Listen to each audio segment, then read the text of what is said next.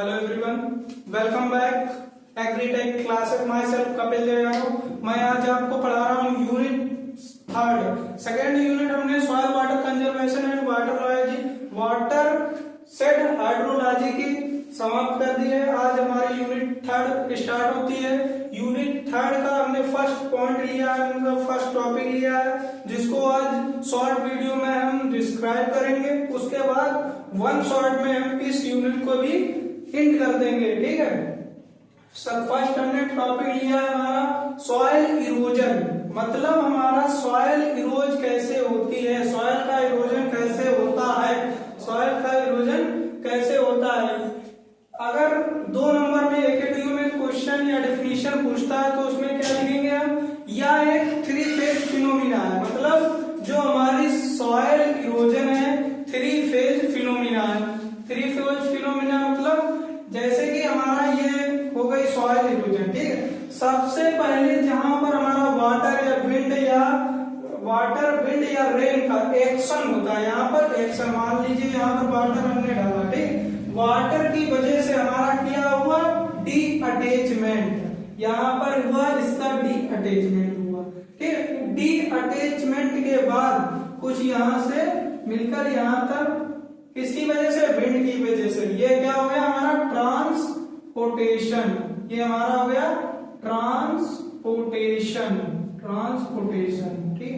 उसके बाद यहाँ से कोई डाउनफॉल आएगा, यहाँ पर हमारा क्या होगा, जो हमारी सॉइल इरोड हुई थी, मतलब सॉइल हमारी विंड की वजह से यहाँ से वहां तक उड़ी थी, ठीक है, वो वहां पर जाकर रुक गई। यही हमारा क्या कहलाता है, हमारा सॉइल इरोजन कहलाता है। यहाँ पर डी अटैचमेंट होता है, डी अटैचमेंट, और ये हमारा क्या हो गया, deposition.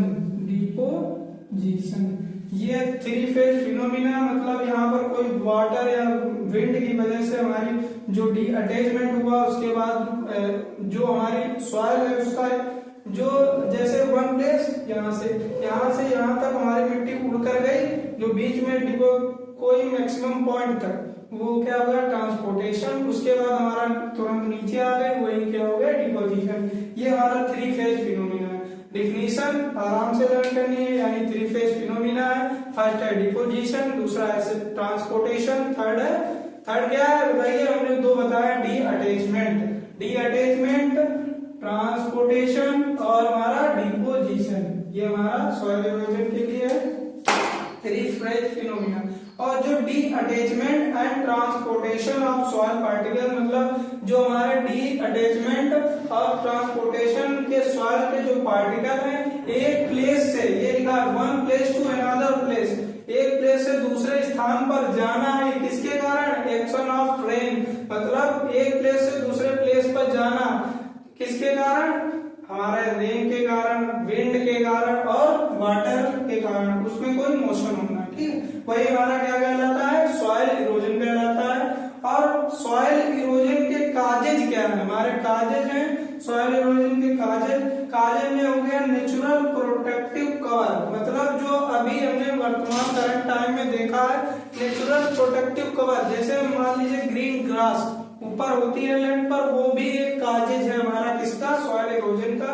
Over gazing of the vegetative cover, जैसे हमने बताया हमारा कोई लैंड सरफेस पर कोई घास, मतलब ग्रीन ग्रास उगी हुई है, अगर वो उसके ऊपर ओवर गेजिंग, मान लीजिए हमारी बफेलो गाय है, भैंस है, वो उसके ऊपर दिन रात चलती रहती है, वही हमारा क्या कहलाता है, ओवर गेजिंग, मतलब वहां की घास टोटली डिस्ट्रॉयड होकर खत्म हो जाती है, हमारी सॉइल इरोड हो जाती है।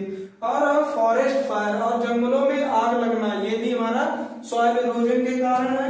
और इम्प्रॉपर लैंड यूज, हमें प्रॉपर कल्टीवेशन ना करना, इम्प्रॉपर को लैंड को यूज करना, यही हमारा क्या है, कॉजेज ऑफ सॉइल इरोजन। इसके बाद टाइप्स हमारे 2 हैं, मेनली 2 टाइप्स हैं सॉइल इरोजन के। फर्स्ट टाइप क्या है, जियोलॉजिकल इरोजन, सेकेंड टाइप है एक्सीलरेटेड इरोजन, ठीक है। हमने क्या क्या बताया, सॉइल इरोजन क्या होता है, सॉइल इरोजन के काजेज क्या होते हैं, सॉइल इरोजन के टाइप्स। अगले वीडियो में हम बताएंगे ब्रीफ में सॉइल इरोजन के types, geological erosion, accelerated erosion में फर्स्ट हमने डिफिनीशन और कॉजेज 2 नंबर के लिए हमने बता दिया है। अगली 1 शॉट में मिलते हैं। Thank you everyone.